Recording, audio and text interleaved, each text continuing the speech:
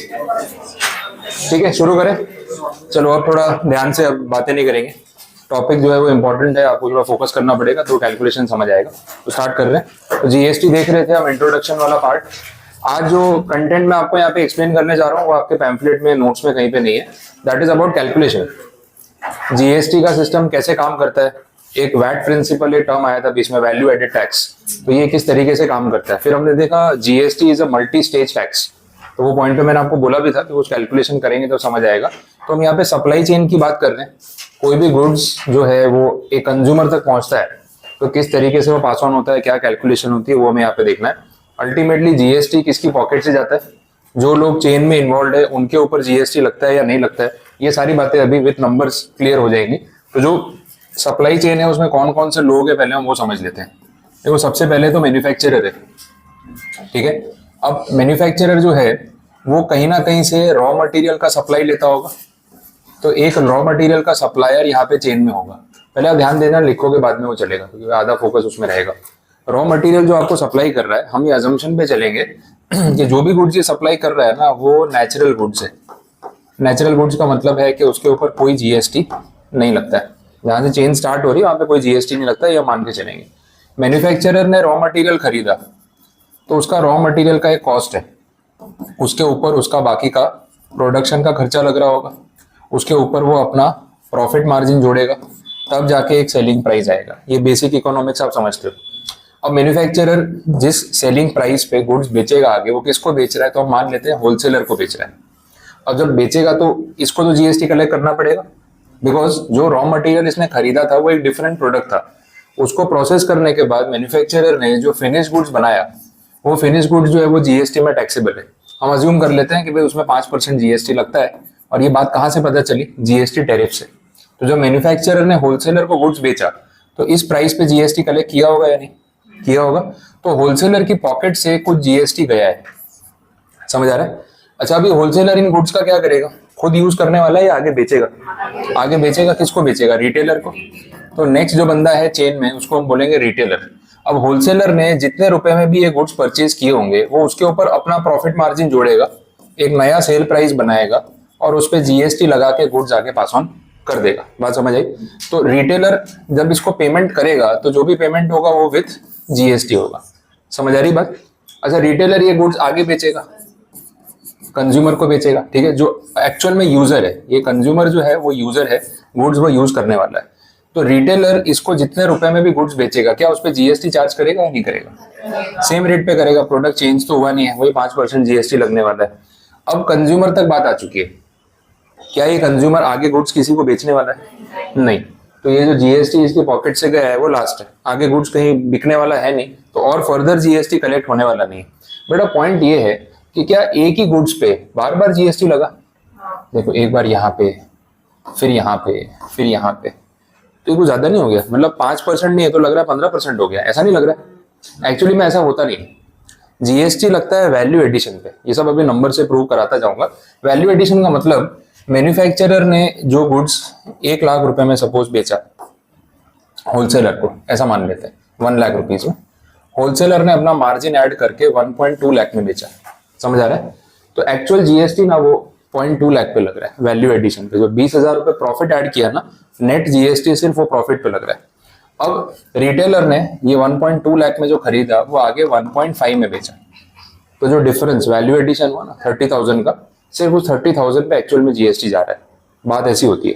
But ये आपको numbers के साथ फिर समझ आएगा कि कैसे ये चीज वर्क कर रही है। आपने सुना है कुछ जीएसटी में क्रेडिट मिलता है, ऐसा कुछ सुना है, इनपुट टैक्स क्रेडिट।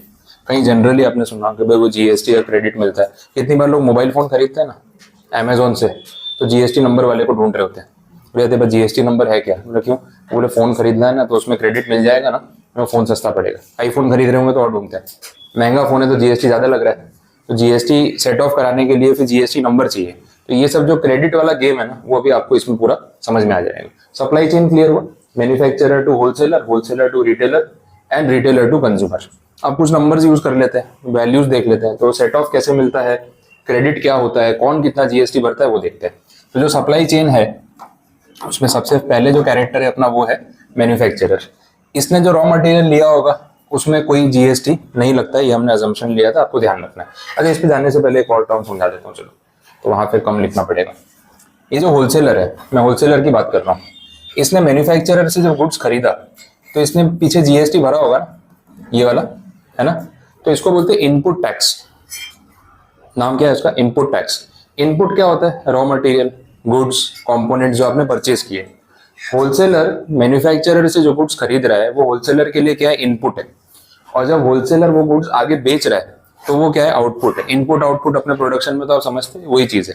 तो जब एज ए होलसेलर मैं मैन्युफैक्चरर से गुड्स खरीदता हूँ और मैं पीछे चेन में उसको जीएसटी चुकाता हूँ, तो इस जीएसटी को हम बोलते हैं इनपुट टैक्स। ये टर्म समझना है। और एज ए होलसेलर जब मैं आगे रिटेलर को गुड्स बेचता हूँ और उससे जीएसटी कलेक्ट करता हूँ, तो जो मेरे पास जीएसटी आ रहा है उसको क्या बोलेंगे? Output tax.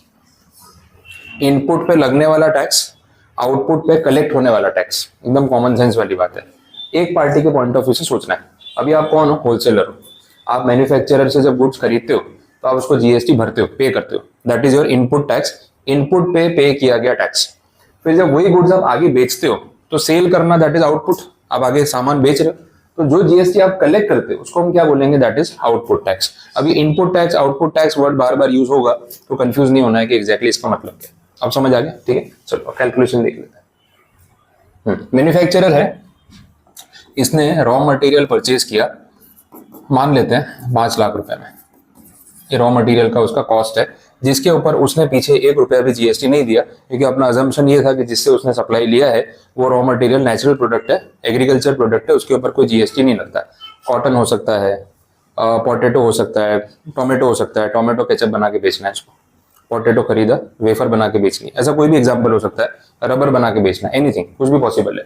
तो जो रॉ मटेरियल है उसके ऊपर कोई जीएसटी हमने भरा नहीं, इसके ऊपर फिर बाकी ना प्रोडक्शन का खर्चा लग गया, लेबर, ओवरहेड्स, वो सारी चीजें, ये खर्चा मिला के हो गया 2 लाख रुपए।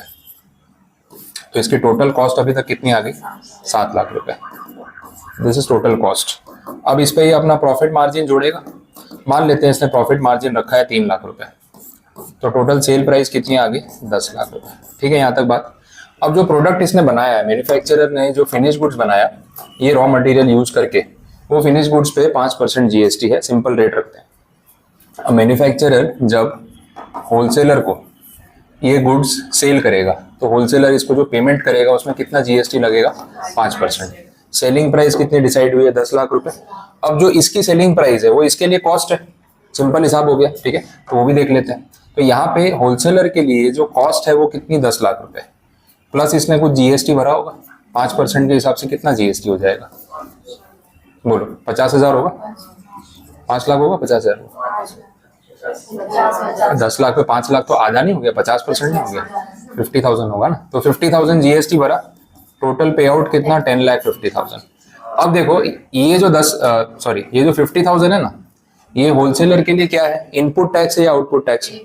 इनपुट टैक्स, क्योंकि होलसेलर ने जो इनपुट खरीदा उसके ऊपर उसने जीएसटी भरा, तो होलसेलर के लिए ये क्या है? Input tax. अच्छा, मैन्युफैक्चरर के लिए क्या है?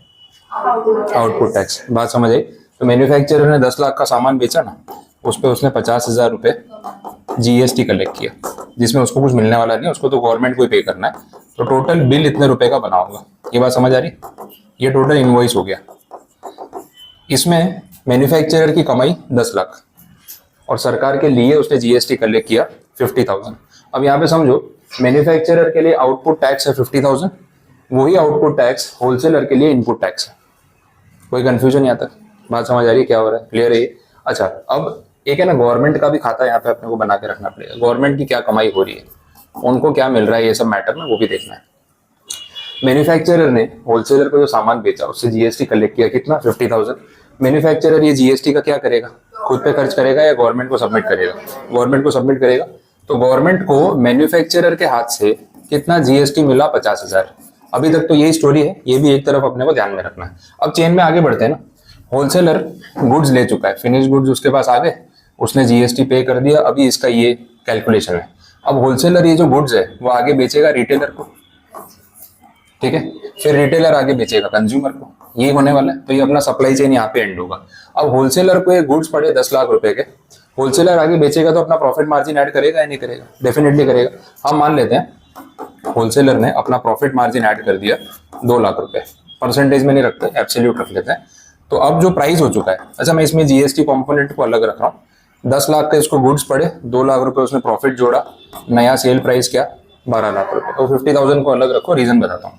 तो होलसेलर ने रिटेलर को जो गुड्स बेचे वो 12 लाख रुपए बेचे, यहाँ पे जो मैन्युफैक्चरर ने गुड्स बेचे वो 10 लाख रुपए बेचे। अच्छा अब रिटेलर इसको जो पेमेंट करेगा उसमें जीएसटी भरेगा या नहीं भरेगा? 5%। तो ये हो जाएगा sale price plus 5% GST, this will be 60,000 और टोटल बिलिंग हो जाएगा 12,60,000। बात समझ आई? अब देखो, अब मुझे ये बताओ, ये जो होलसेलर है उसके लिए 60,000 कौन सा टैक्स है, इनपुट टैक्स या आउटपुट टैक्स? Output tax. उसने सामान बेचा, उस पर टैक्स कलेक्ट किया, ये हो गया 60,000। अच्छा यही 60,000 रिटेलर के लिए क्या है? Input tax. खरीदी पे जीएसटी भरना पड़ा, इनपुट टैक्स। अब इसकी बात करें तो इसके लिए जो कॉस्ट है वो कितना है? 12 लाख प्लस 60,000 जीएसटी, तो 12.6 लाख विद जीएसटी उसका ये कॉस्ट हो गया। बात समझ आ गई? तो ये 60,000 इसके लिए इनपुट टैक्स हो गया और होलसेलर के लिए वो आउटपुट टैक्स हो गया। यहाँ तक क्लियर? अब आगे की स्टोरी समझो, यहाँ से वो क्रेडिट वाली बात आएगी। अब ये जो होलसेलर है इसने 60,000 कलेक्ट किया, आउटपुट जीएसटी, तो ये 60,000 किसका है, होलसेलर का या गवर्नमेंट का? गवर्नमेंट का। अब आप मुझे बताओ, होलसेलर ये पूरा 60,000 जाके गवर्नमेंट को दे देगा? नहीं, ऐसा नहीं होगा। उसका एक रीजन है। रीजन ये है, जीएसटी का रूल ऐसा बोलता है, कंजम्पशन बेस्ड टैक्स है ये, जो कंज्यूमर है वो भरेगा। Wholesaler is not consumer of the goods. There is a difference between customer and consumer. ये आपको पता है? ये दोनों टर्म्स में डिफरेंस क्या मालूम है? कस्टमर एंड कंज्यूमर कोई एक्सप्लेन करना चाहेगा? ये जो है ना, ये कस्टमर है, इसने मैन्युफैक्चरर से गुड्स खरीदा, खुद ने यूज किया, आगे बेच दिया। रिटेलर भी कस्टमर है, लेकिन ये यूजर है ना, ये कंज्यूमर है। ये कंज्यूम कर रहा है गुड्स को, खुद यूज कर रहा है, आगे किसी को बेच नहीं रहा है। तो यहाँ पे ये बोला गया है कि जीएसटी का बर्डन अल्टीमेटली किस पे आना चाहिए? कंज्यूमर पे, ना इस पे ना इस पे ना इस पे। बट अभी आपने देखा कि जो होलसेलर है इसने पीछे 50,000 रुपए का जीएसटी भरा, ये वाला। तो अभी पता है इसके पैसे फंसे हुए हैं। अब ये पैसे निकलेंगे कैसे? जब ये गुड्स आगे बेचेगा। अब जब यही गुड्स वो आगे बेचेगा तो कस्टमर से जीएसटी या रिटेलर से जीएसटी कलेक्ट करेगा। कितना कलेक्ट करेगा? 60। ये 60 आते ही ना वो पहले अपने 50 निकाल लेगा, पीछे जो उसने भरे हैं वो। बात समझ आई? आप सिर्फ इसके पॉइंट ऑफ व्यू से सोचो, इसने पीछे 50,000 ऑलरेडी भरे हुए हैं जीएसटी के नाम पे, जो आइडियली इसकी जेब से नहीं जाने चाहिए, बट एक बार के लिए इसको देने पड़े। अब जैसे ये गुड्स आगे बेचेगा, जो भी जीएसटी इसके पास आएगा ना, पहले अपने 50,000 साइड पे निकाल के रख लेगा, क्योंकि उसकी जेब से तो जाने ही नहीं चाहिए ना। बात समझ आ रही? तो 60 में से 50 तो माइनस ही कर देगा, सरकार को कितने देगा? बाकी के 10। बात समझ आई? तो जो 50 उसने माइनस किया ना, इसको बोलते हैं क्रेडिट लेना, इनपुट टैक्स का क्रेडिट। होलसेलर के लिए ये 50,000 रुपीज क्या थे? Input tax. अब वो उसका क्रेडिट ले रहा है कि मैंने तो ऑलरेडी भरे हुए 50,000 एडवांस में, अब जब रिटेलर से आएंगे ना तो मैं वो 50,000 रुपए साइड पे सेट ऑफ कर लूंगा। तो उसको बोलते हैं इनपुट टैक्स का क्रेडिट लेना। अब यहाँ पे समझो, सरकार को क्या मिल रहा है? होलसेलर कितने पैसे जाके जमा करेगा? 10,000। बात समझ आई? पूरे 60,000 नहीं, इसलिए डबल टैक्सेशन नहीं हो रहा है। अगर ये पूरे 60 जमा करने पड़ते तो कितना महंगा हो जाता? पहले 50 भरे और 60 भरो, एक 10 हो गया, ज्यादा नहीं हो गया ये। तो बोला सिर्फ डिफरेंस का अमाउंट भरना है। अब अगर आप मैथमेटिकली समझो, मैन्युफैक्चरर से गुड्स कितने में लिए होलसेलर ने? 10 लाख में। आगे कितने में बेचे? 12 लाख। मार्जिन कितना है? 2 लाख। जीएसटी का रेट कितना है? 2 लाख का 5% कितना होता है? टैली हुआ? वैल्यू एडिशन पे लगने वाला टैक्स। 2 लाख का 5% मतलब 10,000 हो गया। ये रहा 10,000। तो होलसेलर ने कितना टैक्स भरा? 10,000 रुपए। तो मैंने आपको बोला वैल्यू एडिशन जितना होता है, 10 से 12 लाख के जब गुड्स बने तो 2 लाख का वैल्यू एडिशन हुआ, ट्रेडिंग प्रॉफिट। तो 2 लाख पे जो जीएसटी बनता है ना, नेट उतना ही गया। देखो, तो डबल टैक्सेशन नहीं हो रहा। मतलब पहले 10 लाख पे भरो, फिर 12 पे भरो, फिर 15 पे भरो, फिर 20 पे भरो, तो रिपीट होता जा रहा है। एक ही गुड्स पे 4 बार टैक्स थोड़ी लगेगा। जितनी वैल्यू एडिशन होगी उतना ही टैक्स आपको एडिशनली देना है। इसको बोलते हैं VAT principle, value added tax principle. पहले ये वैट के नाम से चलता था ना, तो सेम कैलकुलेशन था। अब इसको क्या बोलते हैं? जीएसटी। मैंने आपको स्टार्टिंग में बोला था, सामान वही है, पैकिंग नया है। समझ आ रही? पहले इसके ऊपर टैग लगा था वैल्यू एडेड टैक्स, अब बोलते हैं जीएसटी। बाकी कैलकुलेशन पूरा सेम। क्लियर? आगे बढ़े, चेन कंप्लीट करेंगे तो मजा आएगा। अब जो रिटेलर है उसके पास गुड्स आ गए, उसको 12 लाख के पड़े। मैंने इसलिए ये कॉम्पोनेंट यहाँ पे कंसिडर नहीं किया था, बिकॉज ये 50,000 रुपए जो होलसेलर ने भरे थे उसको पता था ना ये बाद में सेट ऑफ हो जाएंगे, तो वो उसकी कॉस्ट का पार्ट है ही नहीं, वो तो उसको वापस मिल जाएगा, इसलिए मैंने वो कॉस्ट में नहीं गिना था। अब आगे बढ़ते हैं। रिटेलर के लिए गुड्स अभी 12 लाख रुपए के हैं, अब वो उस पर अपना प्रॉफिट जोड़ रहा है। प्रॉफिट उसने जोड़ दिया 3 लाख और गुड्स कितने के हो गए? 15 लाख रुपए। समझ आ रहा है? तो रिटेलर जब कंज्यूमर को गुड्स बेचेगा तो 15 लाख रुपए बेचेगा, कंज्यूमर इसको 5% जीएसटी चुकाएगा। अब इस 15 लाख के ऊपर 5% अगर आप जीएसटी ऐड करो तो कितना होगा? 75,000। टोटल बिलिंग हो जाएगा 15.75। समझ आ गया? अब रिटेलर की बात कर लेते हैं। मैन्युफैक्चरर की बात हो गई, होलसेलर की बात हो गई, now we are retailer. As a retailer आपने पीछे कुछ जीएसटी भरा है क्या? कितना भरा है अमाउंट में, एब्सोल्यूट नंबर में? 60,000। ये आपका इनपुट टैक्स है ना, ये वाला, ये आपने पे किया है। कस्टमर से कुछ जीएसटी कलेक्ट किया आपने, ये, तो इसको हम क्या बोलेंगे? Output tax. क्या आप एज अ रिटेलर पूरा 75 जाके गवर्नमेंट को दे दोगे? नहीं, आप क्या करोगे? आप अपना 60 पहले निकाल लोगे कि यार ये तो मैं पैसे पहले ही दे चुका हूँ, मेरी जेब से जाना नहीं चाहिए, 75 आया है ना, मैं 60 माइनस कर लूंगा। तो एज अ रिटेलर मैं गवर्नमेंट को जाके कितना पे करूंगा? 15,000। फिर से देख लो, 12 लाख का गुड्स खरीदा, 15 लाख में बेचा, मार्जिन कितना कमाया? 3 लाख। 3 लाख पे 5% कितना होगा? 15,000। वैल्यू एडिशन पे लगने वाला टैक्स, बार बार वो प्रूव हो रहा है। Point clear? समझ आए? आगे बढ़ते हैं। अब कंज्यूमर ने गुड्स खरीद लिया ना, कंज्यूमर के लिए कॉस्ट क्या है? 15 lakh plus 75,000 GST, total price paid 15.75। खत्म ये। अब ये कंज्यूमर आगे जाके बेच रहा है क्या? नहीं बेच रहा है। तो अब ये जो इसकी जेब से जो जीएसटी गया, ये इसके लिए इनपुट टैक्स है ना, 75,000। क्या ये आगे किसी से रिकवर कर पाएगा? गुड्स ही कंज्यूम कर लिया, आगे बेचे ही नहीं, तो रिकवरी कैसे होगी? स्टोरी क्लियर हुई? तो देखो, ये चेन यहाँ पे एंड हो गया, ऐसा बोल सकते हैं। सरकार की कमाई भी यहाँ पे खत्म। कंज्यूमर डायरेक्टली तो कुछ चुकाने जाएगा नहीं ना, उसकी जेब से तो गया सारा जीएसटी पीछे, आगे वो किसी को बेच नहीं रहा। गवर्नमेंट की इनकम देखो यहाँ कितनी है, इसकी जेब से कितने पैसे गए जीएसटी के? 75,000। तो आप समझ रहे हो, पूरा पैसा इसी की पॉकेट से गया है। ये पूरा 75 इसकी जेब से गया है। अच्छा मुझे बताओ, ये पूरा ट्रांजेक्शन खत्म होने के बाद वो मैन्युफैक्चरर की पॉकेट से कितना जीएसटी गया? 1 रुपया भी गया क्या? नहीं। होलसेलर की पॉकेट से नेट जीएसटी कितना गया? 0। रिटेलर की पॉकेट से नेट जीएसटी कितना गया? 0।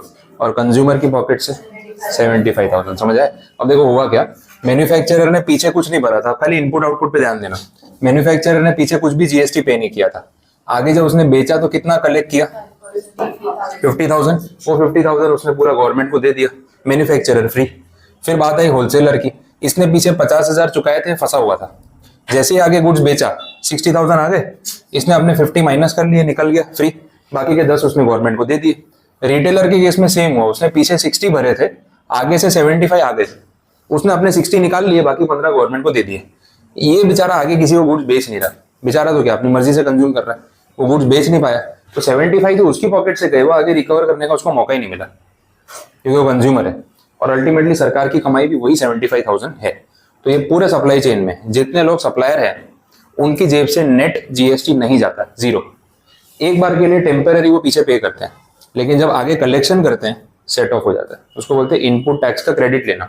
तो नेट जीएसटी किसकी पॉकेट से जाता है? कंज्यूमर की पॉकेट से। और देखो नंबर्स में वो टैली हो रहा है, 1 रुपए का भी इधर उधर नहीं है, तो बीच में सब लोग सेट ऑफ लेके निकल जाते हैं। ये जीएसटी में ऐसा है ना, देखो किसी ने आपको टोपी पहनाई, आपको आगे वाले को पहनानी है, आगे वाला उसके आगे वाले को पहनाएगा, और ये जो कंज्यूमर है ना, ये टोपी पहन के घूमता रहेगा, क्योंकि आगे टोपी पहनाने के लिए इसको कोई मिला नहीं। तो जीएसटी का जो बर्डन है, वो बर्डन एट दी एंड किस पे आता है? कंज्यूमर पे। ये पूरी स्टोरी समझ आ गई? इसमें मैंने आपको पूरा प्रैक्टिकल कैलकुलेशन समझा दिया कि एग्जैक्टली यहाँ पे हो क्या रहा है। इसमें इनपुट टैक्स क्या होता है वो हमने सीख लिया, आउटपुट टैक्स किसे बोलते हैं वो सीखा, सेट ऑफ कैसे लेते हैं प्रैक्टिकली, और सरकार तक पैसा कैसे पहुंचता है। देखो उनको भी ना पार्ट्स में पैसा मिला, एक साथ 75 पूरा थोड़ी उठाया किसी ने दिया। पहले मैन्युफैक्चरर ने 50 प्रोवाइड किया, होलसेलर ने 10, रिटेलर ने 15, तब जाके 75 पहुंचा। इसी को बोल सकते हैं मल्टी स्टेज टैक्स। अब वो वर्ड आपको समझ आएगा, मल्टी स्टेज क्यों बोल रहे हैं, क्योंकि हर एक स्टेज पे टैक्स लग रहा है, लेकिन एट दी एंड जा रहा है कंज्यूमर की पॉकेट से। अब कुछ कंफ्यूजन हो, कुछ नहीं क्लियर हुआ तो बताओ, समझ आया? तो ये पूरा पॉइंट था, ये आप नोट कर लो, इसको लिख लो। ये सब तो ठीक है, यहाँ से नहीं समझ आएगा, ये लिख लो, ये पूरा प्रॉपर कैलकुलेशन है। और इसको आप सेव भी कर सकते हो, बाद में मैं बता दूंगा। यहाँ से ना स्कैन हो जाता है, या फोन में स्कैन करोगे ना तो ये स्लाइड आपके फोन में आ जाएगी एज अ पीडीएफ या इमेज। आपको सेव करके रखनी तो भी कर सकते हो, बट ये लिख लो, उसके बाद कर। हाँ, फोटो खींचने की आदत पड़ जाती है ना, फिर लास्ट में दूंगा। ये लिखोगे तो क्या याद हो जाएगा ना, वो कैलकुलेशन कहाँ से कहाँ जा रहा है पता चलेगा। तो एज इट इज एक बार नोट कर लो, उसके बाद फिर आगे देखते हैं।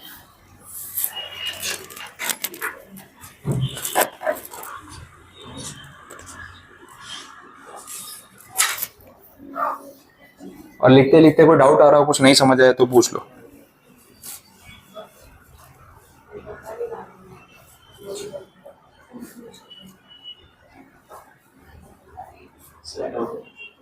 सर हाँ बोलो। सीने का परचेज कर दिया वापस, अब वो सब तो फिर चलता रहेगा। तो टैक्स हाँ। ऑन सर्वर से लेगा वो। नहीं, उस पॉइंट पे अभी नहीं जाते, जाएंगे, लेकिन अभी इसमें फिर मैं आपको और ज्यादा कंफ्यूज नहीं करना चाहता। जितना भी समझाया उसमें कोई कैलकुलेशन में इशू है तो आप पूछ लो। अब वो goods return, purchase return, sales return वाला जो पार्ट है, उसमें डेबिट क्रेडिट नोट वाला सिस्टम होता है। क्रेडिट नोट इशू कर देते हैं, डेबिट नोट कर देते हैं, वो होता है। और स्टेप बाय स्टेप बढ़ेंगे तो सही रहेगा। अभी सारे परम्यूटेशन समझाने जाऊंगा तो थोड़ा मिक्सअप हो जाएगा। मेरा इंटेंशन है कि आपको पहले डाइजेस्ट हो जाए, या ब्रेकफास्ट लंच डिनर सब साथ में खिला दूंगा ना तो वॉमिट करोगे, तो वहां तक नहीं जाना है। हाँ, अभी ब्रेकफास्ट तक ही रखो, आगे जैसे जैसे बढ़ेंगे वैसे खाना मिलेगा।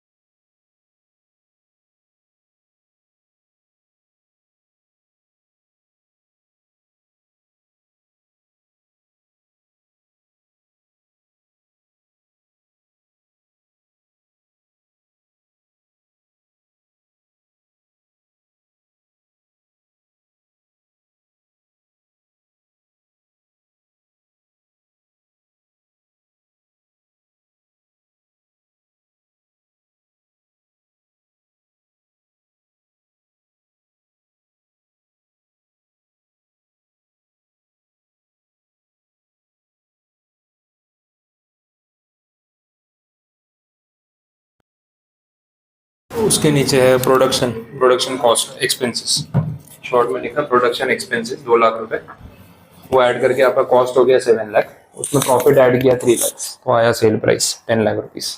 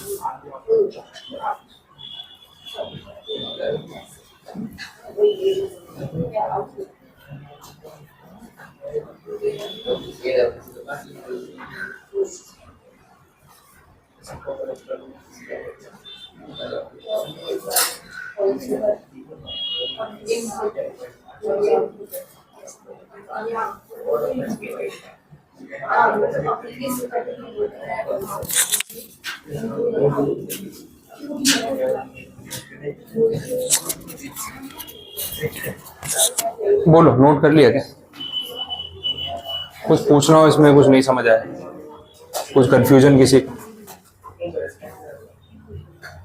ठीक है, कंप्लीट है, डन।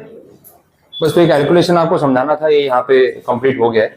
अब इसमें ना बहुत सारे टॉपिक्स हैं जो आने वाले चैप्टर्स में कनेक्ट होंगे। जैसे ये जो सेट ऑफ ले रहे थे ना अपन, उसको बोला जाता है इनपुट टैक्स क्रेडिट। तो आईटीसी का पूरा एक चैप्टर है, उसमें सेक्शन नंबर 16 से लेके 18 का ब्लॉक है सीजीएसटी का। उसमें ये सारी चीजें हम थियोरेटिकली भी समझेंगे और इसका जो बाकी का बैकग्राउंड है वो भी देखेंगे। कैलकुलेशन वाला पार्ट मैंने आपको जो समझाया वो सेम रहेगा, उसमें कुछ नया नहीं है। आउटपुट टैक्स, इनपुट टैक्स जो ये सब देख रहे थे, ये जो पेमेंट वाला पार्ट था, पेमेंट करने के लिए भी आगे पेमेंट ऑफ टैक्स का चैप्टर आएगा। तो इसमें बहुत सारी चीजें हैं जो छोटे छोटे चैप्टर्स के फॉर्म में आपको आगे मिलेंगी। स्टार्टिंग ऑफ द सब्जेक्ट ही मैंने आपको ये चीजें बता दी है, तो ये आगे पूरे जीएसटी में आपको हेल्प करेगी। तो इसको नोट करके रखना, ध्यान रखना, और जब भी ये पॉइंट आएगा तो नेक्स्ट टाइम आपको ये सब याद आना चाहिए कि हाँ ऐसा होता है। फिर ये अगर बैक ऑफ द माइंड नहीं रहेगा तो बाकी सब चीजें पढ़ने में उतना मजा नहीं आएगा। तो इसको घर जाके भी एक बार रिवाइज कर लो, आगे के चैप्टर्स में बार बार आता रहेगा तो मैं रिकॉल करवाऊंगा, तो आपको याद आना चाहिए कि ऐसा कुछ हमने डिस्कस किया। क्लियर है यहाँ तक कंप्लीट? तो मैं आगे और कुछ नहीं करवा रहा हूँ, आज इतना ही रखेंगे, ठीक है? हाँ, मैं इसको हटा नहीं रहा, इसको स्कैन कर लो। ये एक बार देख लो, इसमें क्यूआर कोड जनरेट होगा, किसी भी एक के फोन से आप स्कैन कर लो, अपने ग्रुप में पोस्ट कर दो, उसका लिंक आ जाता है और वो लिंक पे क्लिक करके आप उसको, बात सुन लो, जेपीजी या पीडीएफ के फॉर्म में आप सेव कर सकते हो, बट वो लिंक एक वीक में एक्सपायर हो जाता है। अब किसी ने ग्रुप में लिंक डाल दिया, आपने 7 दिन तक उसमें सेव नहीं किया, तो 8वें दिन वो लिंक एक्सपायर हो जाएगा। तो आपको इमीडिएटली उसको सेव कर देना है और लिंक जनरेट होगा। आया? तो वो लिंक जो है ना, वो कॉपी पेस्ट करके अपने ग्रुप में अपडेट कर दो, कोई भी एक पोस्ट कर दो चलेगा।